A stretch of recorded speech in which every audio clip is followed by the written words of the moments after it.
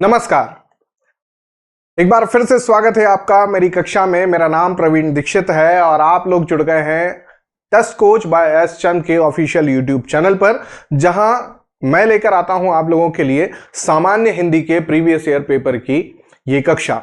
दोस्तों, जैसा कि हम सब लोग जानते हैं 2025 में सामान्य हिंदी का जो प्रश्न पत्र होने वाला है उसमें 50 प्रश्न आपको हल करने होंगे। और पहले होता यह था कि 25 में से 24 प्रश्न करने होते 50 में से 40 प्रश्न करने होते थे। अभी हमको 50 में से 50 प्रश्न हल करने हैं। तो 2025 का जो एग्जाम होगा वो 2024, 2023, 2022 से थोड़ा सा अच्छा या कठिन लेवल हो सकता है, लेकिन साथ ही साथ मुझे ऐसा भी लगता है क्योंकि कंपलसरी है तो प्रश्न थोड़े से आसान भी रहेंगे, है ना।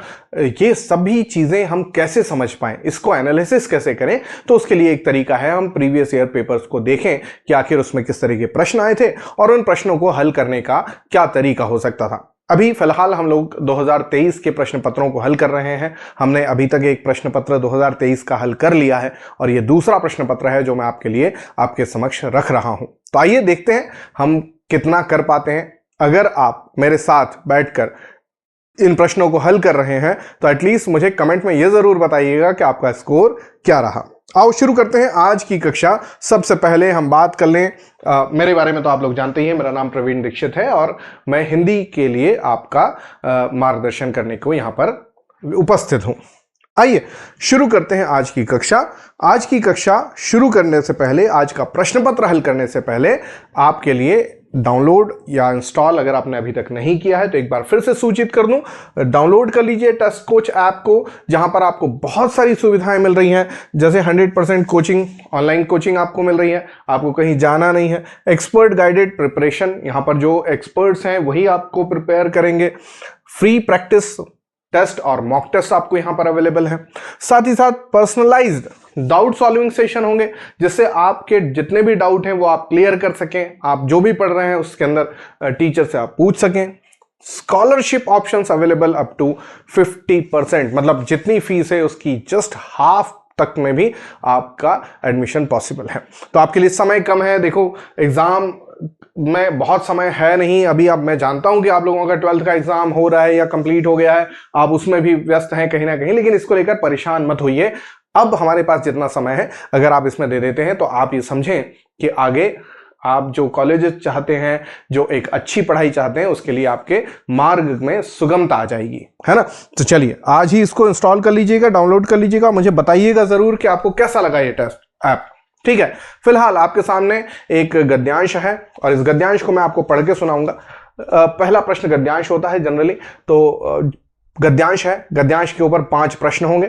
अब वो गद्यांश के अंदर से हो सकते हैं, पर्यायवाची विलोम शब्द या इधर उधर से भी हो सकते हैं, लेकिन पहले हम लोग पढ़ लेते हैं गद्यांश आखिर क्या दिया गया है। देखो, 2-3 तरह के गद्यांश होते हैं। ये जिस तरह का गद्यांश है इसके अंदर थोड़े से आंकड़े हैं, है ना, विवरणात्मक है। इसके अंदर कुछ आंकड़े दिए गए हैं, कुछ होते हैं वो कहानियों पर बेस्ड होते हैं। तो हम जरा इसको पढ़ते हैं, फिर समझते हैं आगे इसमें क्या क्या हो सकता है। तो जब भी आंकड़ों की बात आए, 1-2 आंकड़े तो वो पूछेंगे ही पूछेंगे गद्यांश में प्रश्नों को लेकर। तो जब भी आप इस गद्यांश को पढ़ें, आप कुछ आंकड़ों को दिमाग में रखते चलिएगा। जैसे इस साल जुलाई में भारतीय रुपए ने तब पहली बार प्रति $80 का मनोवैज्ञानिक स्तर पार किया जब महंगाई पर लगाम कसने के लिए अमेरिकी फेडरल रिजर्व ने ब्याज दरें कई बार बढ़ाईं। नतीजतन डॉलर मजबूत हुआ। कुछ दिन थमने के बाद रुपए ने 28 सितंबर को एक बार फिर 80 रुपए का निशान पार कर लिया और 81.9 के नए निचले स्तर पर पहुंच गया। थोड़ा संभला, पर 3 अक्टूबर को फिर 81.7 पर आ लगा। ठीक है, 2-3-4 जगह आंकड़े हैं, मैं बोलते जा रहा हूं। भारत के लिए ज्यादा फिक्र की बात यह है कि रुपए की गिरावट को थामने की आरबीआई की कोशिशें आंशिक तौर पर ही कामयाब रही हैं। इतना ही नहीं, रुपए को थामने के चक्कर में वह देश का विदेशी मुद्रा भंडार उलीच रहा है, जो पिछले साल 3 सितंबर को 642 अरब था से घटते घटते 23 सितंबर को 537 अरब डॉलर पर आ गया। दरअसल आरबीआई की तरफ से सरकारी बैंक डॉलर की भारी खरीद का सहारा ले रहा है ना। ठीक है, यहां तक ठीक है। आगे बढ़ते हैं। वैज्ञानिकों को आने वाले हफ्तों में रुपए के और कमजोर होने का अंदेशा है, क्योंकि निवेशक भारतीय वित्तीय बाजारों से लगातार रुखसत हो रहे हैं। विदेशी पोर्टफोलियो निवेशकों यानी एफपीआई ने 2022 में अब तक भारतीय शेयर बाजारों से 1.68 लाख करोड़ रुपए निकाले। अकेले सितंबर में ही 7,600 करोड़ रुपए निकाले गए। अगर आरबीआई रुपए को टेका लगाने के लिए देश के विदेशी मुद्रा भंडार से रकम निकालता रहा है तो इसमें और ज्यादा कमी आ सकती है। फिलहाल देश के पास 8 माह के आयात के मूल्य के बराबर विदेशी मुद्रा भंडार है। 4 महीने से कम के बराबर मूल्य को खतरे का निशान माना जाता है। मतलब अभी 8 महीने का आयात है हमारे पास, 4 महीने का जो है वो निशान, खतरे का निशान माना जाता है। ठीक है, इसमें कुछ आंकड़े थे, उनको हमने नोट कर लिया। अब मेरे ख्याल से प्रश्नों की तरफ हम जा सकते हैं। बात किस चीज की चल रही है? बात चल रही है मुद्रा भंडार की।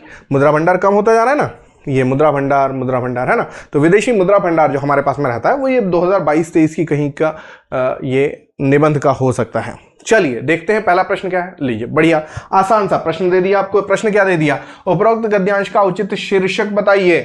भारतीय मुद्रा भंडार, डॉलर और रुपया की बढ़ोतरी, रुपए की गिरावट, भारतीय शेयर बाजार। भाई शेयर बाजार की बात ज्यादा हुई नहीं, थोड़ी बहुत निवेशकों 1-2 बार आया था, है ना। रुपए की गिरावट जरूर देखी गई, लेकिन रुपए की गिरावट मुख्य पॉइंट तो हो नहीं सकता। डॉलर और रुपए की बढ़ोतरी ना भैया, रुपए तो घट रहा है। और भारतीय मुद्रा भंडार, हाँ ये भारतीय मुद्रा भंडार हम लगा सकते हैं, क्योंकि हमने यहां पर सारी बातें विदेशी मुद्रा भंडार और ये इसके ऊपर बात की थी, है ना। तो आंसर ये बन गया आपका। ठीक है, अगला गद्यांश के अनुसार पहली बार भारतीय रुपया प्रति डॉलर 80 रुपए कब पार किया? जून, जुलाई, अगस्त या सितंबर? देखें जरा यहां क्या लिखा हुआ है। इस साल जुलाई में भारतीय रुपए ने तब पहली बार प्रति डॉलर 80 का मनोवैज्ञानिक स्तर पार किया। तो क्या लगा दें हम? जुलाई ही लगा दें। आंसर हो गया जुलाई। आसान था ना। अगला प्रश्न, गद्यांश के अनुसार रुपए की गिरावट को रोकने के लिए भारतीय रिजर्व बैंक की कोशिशें कैसी रही हैं? देखें क्या लिखा हुआ है, कोशिशें आंशिक तौर पर ही कामयाब रही हैं। बहुत आसान था। प्रश्न क्रमांक 3, जब आपका गद्यांश टफ होता है ना, आप समझो प्रश्न बहुत सीधे सीधे पूछ लिए जाते हैं, है ना, स्ट्रेट फॉरवर्ड।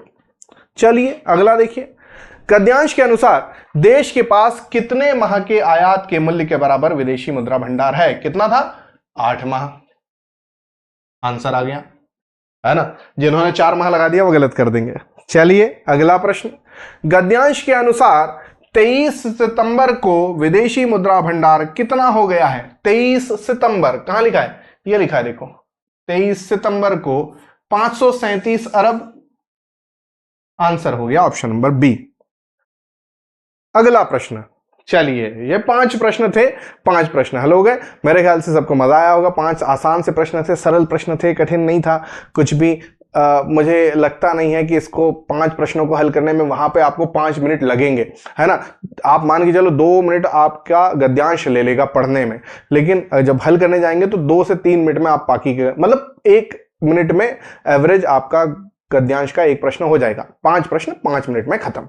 चलिए आगे देखते हैं। एक और गद्यांश क्या कह रहा है? सामने कुछ खाली जगह थी जिसके चारों ओर से गुजरने वाली सड़कों से किस्म किस्म की गाड़ियों का आना जाना लगा हुआ था। यह काफी व्यस्त इलाका था। तभी हमारी निगाह सड़क के उस पार गई, जहां एक छरहरे बदन वाली लंबी सी युवती किसी को रोककर उसके सिगरेट से अपनी सिगरेट सुलगा रही थी।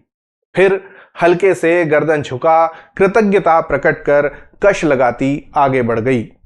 मेरे भीतर एक चुहल पनपी, काश वह हमारे विभास जी की सिगरेट से सिगरेट सुलगाती, तब कुछ न कुछ तो हमारे अंदर भी जरूर सुलगता। भारतीय मगर भारतीय भद्रता का तकाजा था, हमने ऐसा कुछ व्यक्त नहीं किया। यह बात माननी पड़ेगी कि फ्रांसीसियों में एक खास तरह की मुलायमियत है, जो एक उन्मुक्तता, जो उनके पूरे जीवन व्यवहार को ही मोहक बना देती है। मेरे कवि मित्र अग्निशेखर इन बातों को स्वीकार तो करते हैं, लेकिन उनका मानना है कि उदारीकरण से उनके भीतर एक किस्म का शातिरपना भी पनपा है। आखिर पूंजी जीवन की काव्यात्मकता को तो नष्ट करती ही है।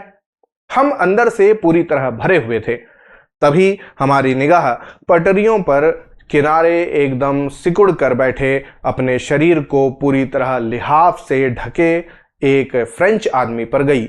उसने चेहरा भी ढक रखा था। शायद उसे याचना में संकोच हो रहा हो।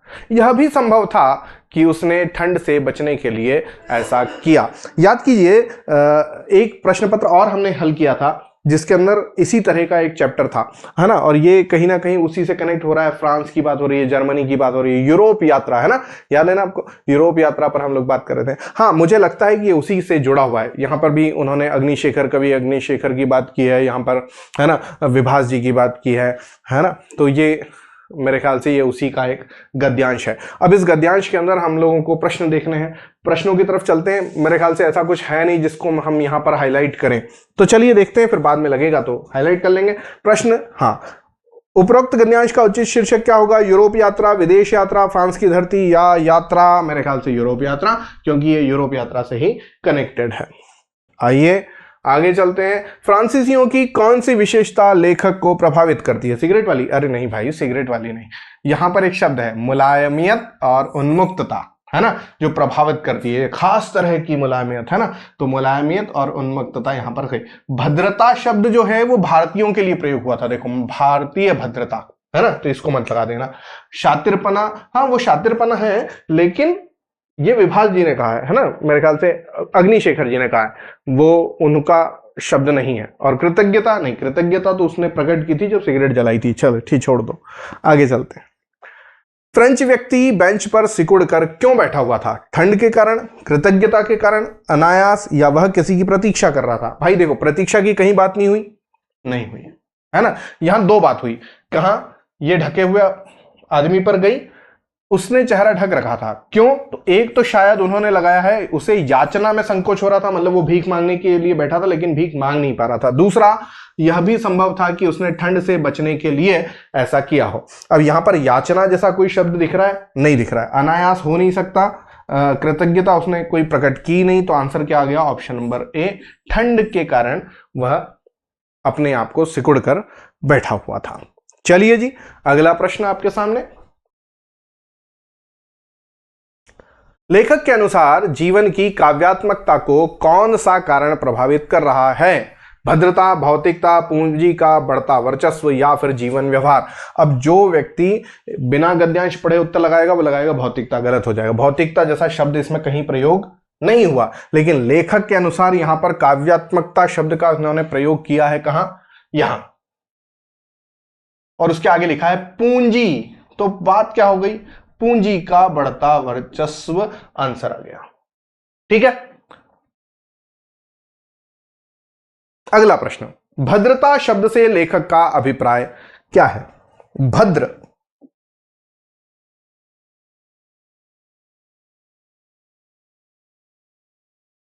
शालीन, क्या कहते हैं? शालीन भी कहते हैं, शालीन कहते हैं। भद्र यानी शालीन। शालीन मतलब जो शील में अपने रहे, उसके अंदर जो व्यवहार हो उसका वो संस्कारगत हो, है ना, तो यहां पर संस्कारगत व्यवहार आंसर हो जाएगा ऑप्शन नंबर 4। सौहार्द का भाव नहीं, मित्रता का भाव नहीं, प्रेम का भाव नहीं, संस्कारगत व्यवहार, भारतीय भद्रता। ठीक है, क्लियर है। चलिए अगला प्रश्न आपके सामने। हाँ, 5 प्रश्न पूरे हुए गद्यांश के। अब बारी आई पद्यांश की, और पद्यांश में मुझे ऐसा लगता है कि राम की शक्ति पूजा से ही लिया गया है। इसके जो कवि हैं वो हैं सूर्यकांत त्रिपाठी निराला, है ना। इसका एक पद्यांश हमने और कहीं भी देखा था। चलिए देखते हैं जरा क्या लिखा है। बड़ा अच्छा लिखते हैं निराला जी, है ना। अब यहां पर कुछ शब्द हमको सीखने भी पड़ेंगे, समझने भी पड़ेंगे। आओ जरा समझते हैं। ऐसे क्षण अंधकार घन में जैसे विद्युत, जागी पृथ्वी तनया कुमारिका छवि अच्युत। देखते हुए निष्पलक याद आया उपवन, विदेह का प्रथम स्नेह का लतांतराल मिलन, नयनों का नयनों से गोपन प्रिय संभाषण, पलकों का नव पलकों पर प्रथमोत्थान पतन, कांपते हुए किसले झरते पराग समुदय, गाते खग नव जीवन परिचय तरुमलय वलय, ज्योति प्रपात स्वर्गीय ज्ञात छवि प्रथम स्वीय, जानकी नयन कमनीय प्रथम कंपन तुरीय। बहुत सारे लोग तो सोच रहे होंगे ये लिखना क्या चाहते थे, है ना। आ जाओ समझा देता हूँ क्या लिखना चाहते थे। देखो बहुत आसान है, बड़ा कवि हृदय है, एकदम सीधे सीधे उन्होंने शब्द ही शब्द रखे हैं। अब इसके अंदर के भाव हमको पिरोने होंगे। देखो समझते हैं। ऐसे क्षण अंधकार घन में जैसे विद्युत, जैसे जब वन की बात चल रही है, कहाँ है ना, ऐसे क्षण, ऐसा क्षण जिसके अंदर अंधकार हो चारों तरफ और अचानक से घन माने बिजली चमक उठे, विद्युत चमके, घन मतलब बादल में, तो बादल के समीप जब बिजली चमकती है तो कैसा होता है, एकदम से उजाला होता है। ठीक वैसे ही जागी पृथ्वी तनया कुमारिका छवि अच्युत। यहां पर पृथ्वी तनया किसको कहा गया, पृथ्वी तनया, पृथ्वी की पुत्री, तो यहां पर सीता जी का नाम है, करेक्ट। पृथ्वी को पृथ्वी तनया कहा गया ना माता सीता को, तो पृथ्वी तनया कुमारिका छवि अच्युत। उसी प्रकार उनके सामने उनकी छवि जाग गई। कौन सी छवि जागी, ये कब की कहानी है, ये कहानी है जब वे सीता हरण हो चुका है और राम जब बैठे हैं और अंधकार में जिस प्रकार बिजली कौंधती है उसी प्रकार उनके मन में सीता की छवि जाग उठी। ठीक, आगे देखते हुए निष्पलक, निष्पलक मतलब बिना टकटकी लगाए, बिना पलक झपकाए, याद आया उपवन। कौन सा उपवन, जब राम ने प्रथम समय सीता जी को देखा था। कौन सा उपवन, विदेह का उपवन, है ना, राजा जनक का उपवन। जनक का एक नाम विदेह भी है, इसी विदेह के कारण सीता जी का एक नाम वैदेही हो जाता है ना। तो विदेह का प्रथम स्नेह का लतांतराल मिलन, लताओं के बीच के अंतराल में एक दूसरे का नयनों को एक नयनों से टकराना, है ना। राम और सीता के नयन आपस में टकराए, किसके अंदर, लतांतराल से, बीच में लताओं, झाड़ी जो लताएं जो बेलें लटकी थी उनके बीच में से उन्होंने एक दूसरे को देखा था। नयनों का नयनों से गोपन प्रिय संभाषण, गोपन मतलब गुप्त, वो ना लक्ष्मण समझ पाए ना सीता जी की सखियां समझ पाई, उनके बीच आंखों से ही गुप्त रूप से संभाषण हुआ, प्रिय संभाषण हुआ। ठीक, पलकों का नव पलकों पर प्रथमोत्थान पतन, प्रथम मतलब पहली बार, उत्थान मतलब उठना और पतन मतलब गिरना, तो पलकों का पहली बार उनकी आंखें टकराई, फिर वो पलकें झुकी, फिर उठी, तो उत्थान पतन हुआ। कांपते हुए किसलय झरते पराग समुदय, किसलय मतलब कलियां, फूल, किसलय झरते पराग, फूलों के अंदर से जो पराग है वो पराग के समुदाय, पूरे समुदाय जो है वो बिखर रहे हैं। गाते खग, खग मतलब पक्षी, नव जीवन परिचय, नव जीवन का परिचय दे रहे हैं। तरु मलय वलय, तरु मतलब पेड़, मलय मतलब पेड़ों की से चलने वाली हवाएं। ठीक है, तो यहां क्या हो रहा है, बिल्कुल आप पूरा समझो। जब उन्होंने एक दूसरे को देखा तो इधर पेड़ हिलने लगे, कांपने लगे, झरते पराग, उसके अंदर से फूल झरने लगे, पराग कण झरने लगे, न जो पक्षी वहां पर बैठे हुए थे वो कूकने लगे, या यूं कह लो कि गाने लगे, है ना, और हवाएं, पेड़ों की ठंडी ठंडी हवाएं चलने लगी। ज्योति ही प्रपात स्वर्गीय, ऐसा लगा जैसे ज्योति प्रकाश का एक झरना बह फूट पड़ा हो। ज्ञात छवि प्रथम स्वीय, जानकी नयन कमनीय प्रथम कंपन तुरीय, है ना। और इसके जब जानकी जी ने उनको देखा तो उनके नयन जो हैं वो कांपने लगे। इतनी कुल मिला के कहानी है। ठीक है, प्रश्न क्या है, पृथ्वी तनया कुमारिका किसके लिए प्रयोग किया गया है, आंसर हो गया ऑप्शन नंबर 2 सीता जी के लिए। अगला प्रश्न देखिए, प्रस्तुत पद्यांश में विदेह का क्या अर्थ है, मैंने अभी बताया, जनक जी का नाम विदेह था, है ना, और इसी विदेह शब्द के अंदर परिवर्तन करके वैदेही शब्द बना। सीता जी, इनको वैदेही भी कहते हैं, वैदेही। ठीक, अगला प्रश्न। ऐसे क्षण अंधकार घन में जैसे विद्युत, जागी पृथ्वी तनया कुमारिका छवि अच्युत, इन उपरोक्त पंक्तियों का अर्थ क्या होगा? अंधकार में दिया जलाया गया ना, अंधकार में पृथ्वी की छवि बहुत सुंदर लगी ना, अंधकार में पृथ्वी गर्जना करने लगी, कतई नहीं। अंधकार के क्षणों में जैसे बिजली चमकी और पृथ्वी पुत्री की छवि याद आ गई। सही उत्तर बन गया ऑप्शन नंबर 3। अगला प्रश्न, आसान है ना? आसान लग रहा है, देखो जब समझ जाएंगे तो आसान, नहीं समझे तो फिर कठिन। आइए, खग का पर्यायवाची शब्द क्या है?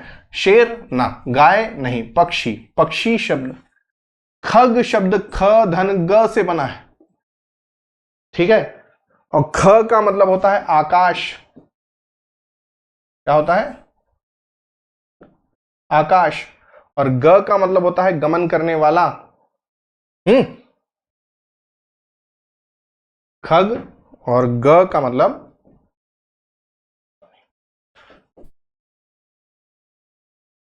गमन करने वाला।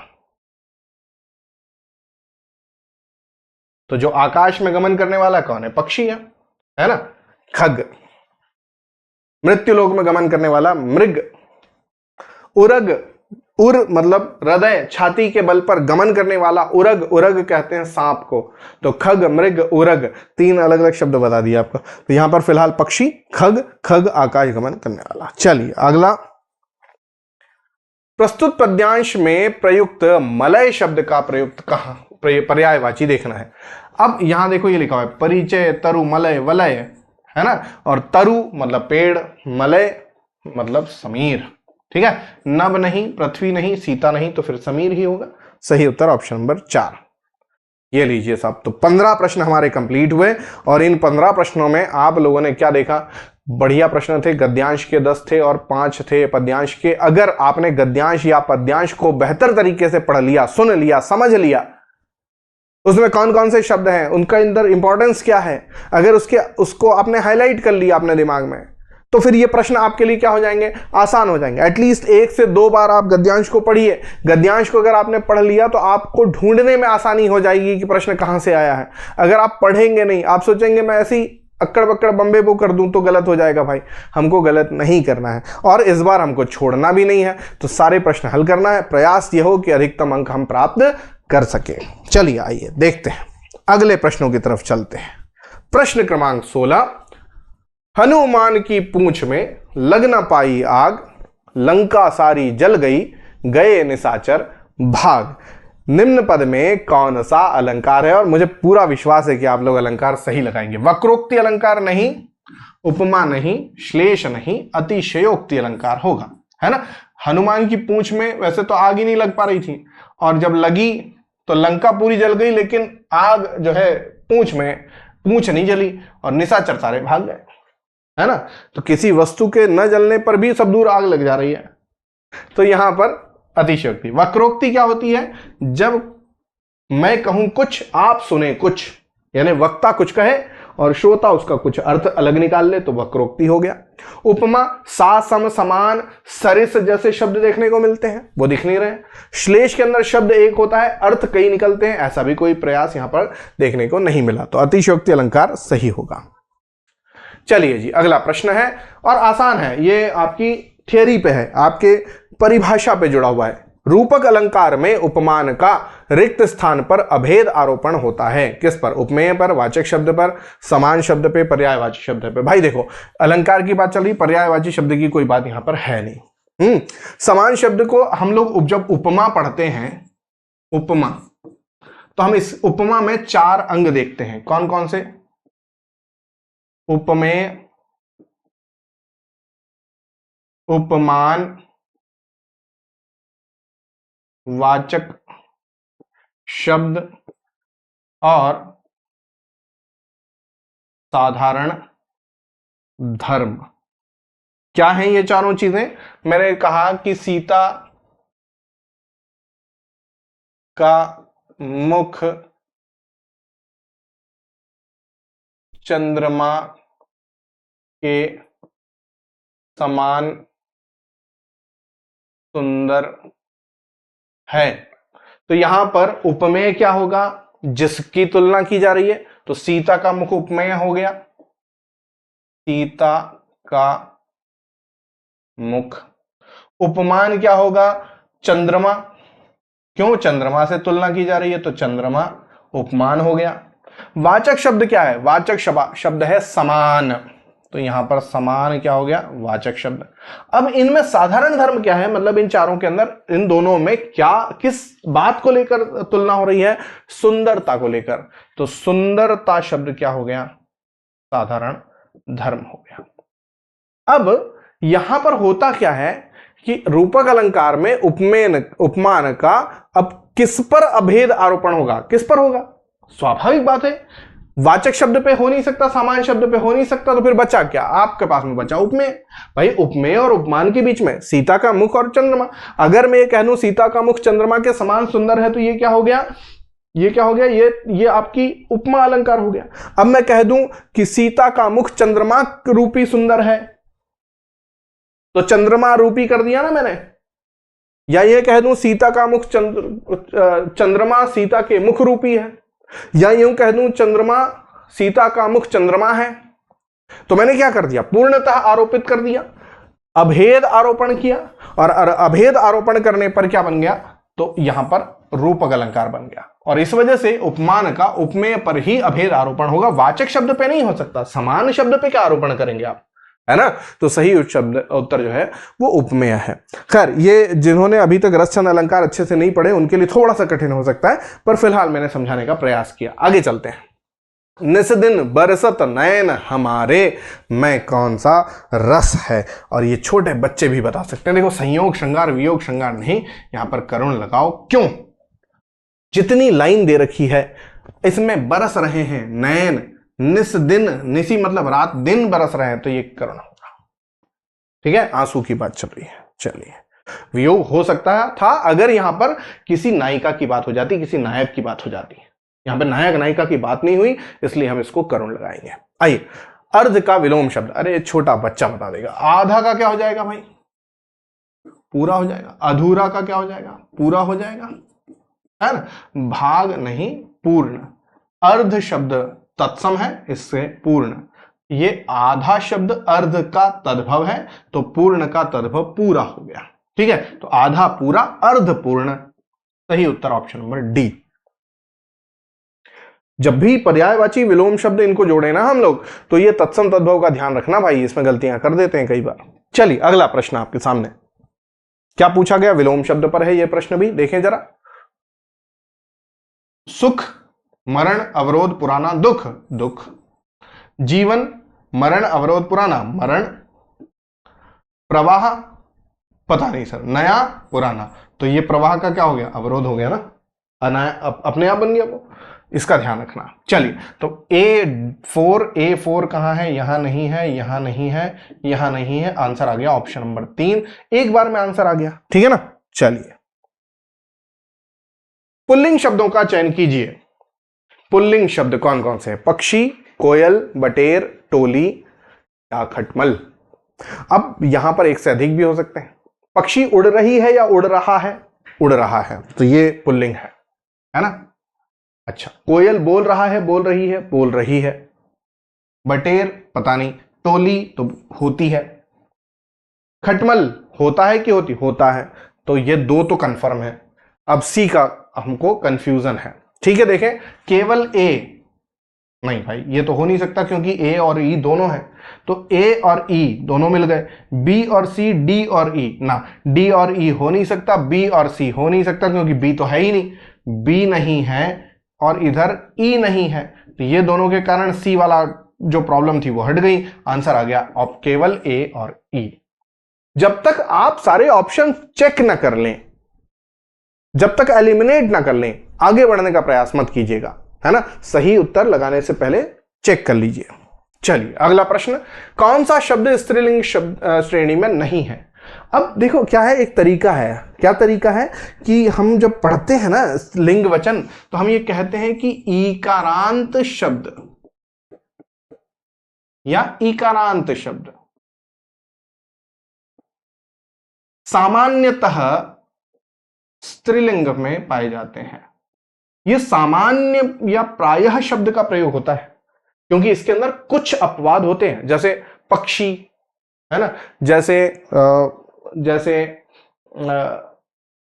कवि, रवि, हाथी, पानी, दही, ऐसे शब्द हैं जिसमें ईकारांत तो है, आखिरी में ई तो है, लेकिन वो स्त्रीलिंग शब्द नहीं है। ऐसे ही यहां पर भी कुछ देखने को मिलेगा, जैसे मंडली, ये तो कंफर्म है, ये तो स्त्रीलिंग ही है, तो ये वाला तो नहीं बताना है हमको, तो ये तो हटा दें। और टोली भी कैंसिल हो गया, ये भी हम लोग डिस्कस करके आए। तो सेना और कुटुंब, अब सेना चलती है कि सेना चलता है, तो चलती है, तो आंसर क्या आया, कुटुंब आ गया, खत्म। ऑप्शन नंबर 3 सही था। चलिए जी अगला प्रश्न देखें। इनमें से कौन सा विकल्प गदहा पर का पर्यायवाची नहीं है? अब ये गदहा मतलब कुछ नई चीज नहीं, गधे को ही कहना गदहा, है ना, गदहा शब्द से ही गधा शब्द बना, गर्दब से गदहा, गदहा से गधा, ठीक है। अच्छा, खर भी कहते हैं, गर्दब भी कहते हैं, धूसर भी कहते हैं। धूसर होता है धुएं जैसे रंग का, अगर आपने गधा देखा होगा, वैसे सबने देखा होगा, तो उस गधे का रंग कैसा होता है, मटमेला होता है, धुएं जैसा होता है। बचता क्या है, अमर्ष। अमर्ष का क्या मतलब होता है, अमर्ष मतलब होता है आवेश, हो सकता है आवेश, है ना, क्रोध, असहिष्णुता, है ना, या रोष कह सकते हो, रोष आ जाना, ये सब अमर्ष है, ठीक है। एक तरह का संचारी भाव है, 33 संचारी भावों में से एक है, ठीक है। क्लियर है यहां तक का? अगला प्रश्न की तरफ चलें। अगला प्रश्न, सूची 1 का सूची 2 से मिलान कीजिए। इनको सूची को मिलाना है। धरती, आकाश, पंकज, पृथ्वी, नभ, कमल, निशा, रात्रि। देखो, जब तक पढ़ ना लो तब तक आगे पीछे नहीं करना, पहले पढ़ लो। धरती का अगर मैं आकाश से जोड़ दूं तो ये विलोम शब्द हो जाएगा। धरती का मैं पृथ्वी से जोड़ दूं तो पर्यायवाची हो जाएगा। नभ का आकाश हो सकता है, ये यहां आ जाए, तो पंकज का कमल हो सकता है, निशा का रात्रि हो सकता है, तो ये ज्यादा सही है ना। तो हम लोग इसके अंदर चेक कर लो पहले, उसके बाद ही इसको लिखना या बनाना शुरू करो। तो क्या करें, निशा का रात्रि हो गया, नभ का आकाश हो गया, पंकज का कमल हो गया, धरती का पृथ्वी हो गया। A2 यहां भी है, यहां भी है, यहां भी है, लेकिन यहां नहीं है। चौथा गया। अच्छा, B3 यहां नहीं है, यहां है, यहां भी है, यहां नहीं है। C1 यहां है, तो आंसर आ गया ऑप्शन नंबर 3, क्योंकि यहां नहीं है, यहां नहीं है, यहां नहीं है। आंसर आ गया ऑप्शन नंबर 3। अगला प्रश्न ये रहा। तप करने वाला के लिए एक शब्द क्या होगा? तपस्या, तपस्वी, यशस्वी, मनस्वी। अब देखो, जो क्या करते हैं कुछ लोग अक्कड़ बक्कड़ कैसे करते हैं, देखते हैं ये वी लेकिन या है तो इसको लगा देते हैं, बस ऐसी गलती मत करना। तपस्वी वह जो तप करे, वह तपस्वी है, ठीक है।